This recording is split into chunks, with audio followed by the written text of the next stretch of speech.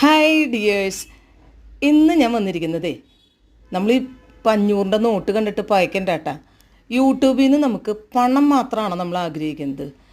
എനിക്ക് ഇടയ്ക്കൊക്കെ കിട്ടാറുണ്ട്, എങ്കിലും അതിനേക്കാളൊക്കെ ഉപരി എനിക്ക് ഭയങ്കര ഒരു സന്തോഷമാണ്.